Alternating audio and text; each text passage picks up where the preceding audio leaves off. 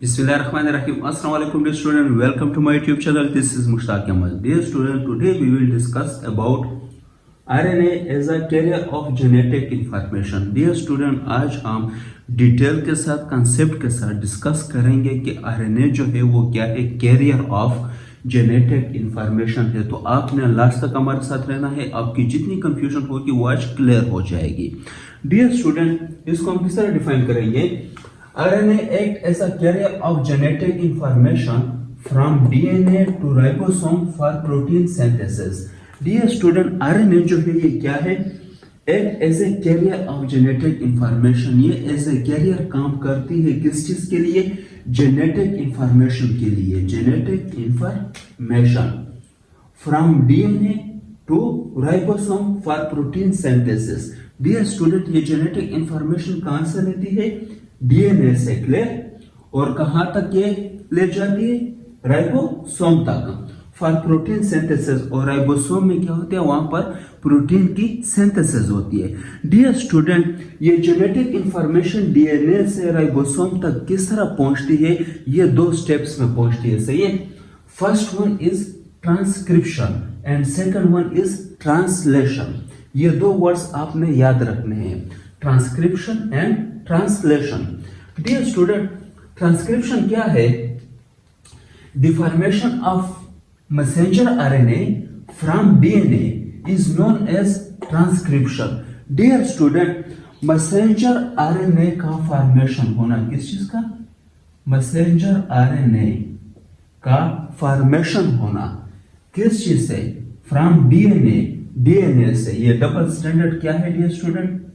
DNA. तो DNA से messenger RNA का फॉर्मेशन होना, इस प्रोसेस या इस स्टेप को हम क्या कहते हैं? ट्रांसक्रिप्शन। ट्रांसक्रिप्शन। ये पॉइंट मस्ट आपने एमसीक्यूज के लिए याद रखना है कि ट्रांसक्रिप्शन क्या है।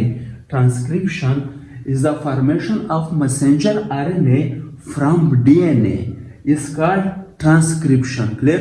तो फर्स्ट स्टेप हो गया, मैसेंजर आरएनए की सिंथेसिस हो गई किसे? डीएनए से। क्लियर? और इस स्टेप को हम क्या कहेंगे? ट्रांसक्रिप्शन। अब हम सेकेंड स्टेप पे आते हैं, ट्रांसलेशन। ट्रांसलेशन को हम किस तरह डिफाइन करेंगे? The formation of protein from messenger RNA is called translation. Dear student, protein का फॉर्मेशन होना, प्रोटीन की सिंथेसिस होना किससे? मैसेंजर आरएनए से, इसको हम क्या कहते हैं? ट्रांसलेशन। डियर स्टूडेंट, यहां पर हमने ड्रा किया, ये क्या है? मैसेंजर आरएनए है। Messenger RNA. Clear? Messenger RNA का फॉर्मेशन होना किस चीज का?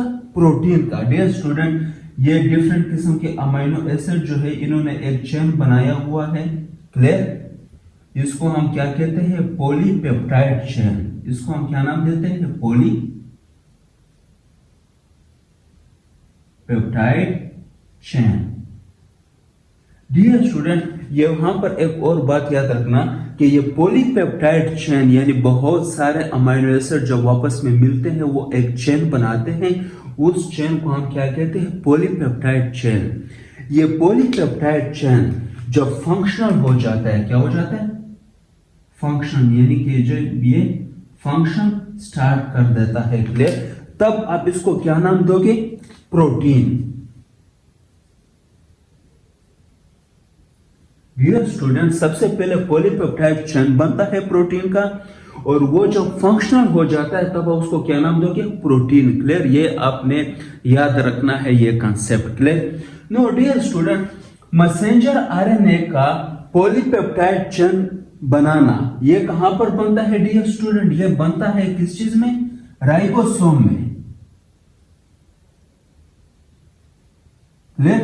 तो राइबोसोम पे मैसेंजर आरएनए पहुंचती है, वहां पर मैसेज लाती है डीएनए से, और यहां पर राइबोसोम में एक और आरएनए आ जाती है जिसको हम क्या नाम देंगे?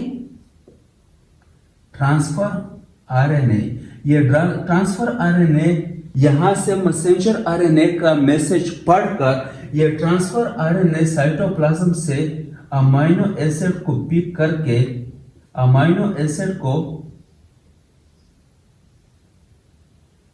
पिक करके साइटोप्लाज्म से ये वापस आती है किसके पास, राइबोसोम के पास, और यहाँ राइबोसोम में फिर ये क्या करती है, एक पॉलीपेप्टाइड चेन बनाती है जिसको हम प्रोटीन कहते हैं। No dear student, messenger RNA का पॉलीपेप्टाइड चेन बनाना इन राइबोसोम, इस प्रोसेस को हम क्या नाम देंगे, ट्रांसलेशन।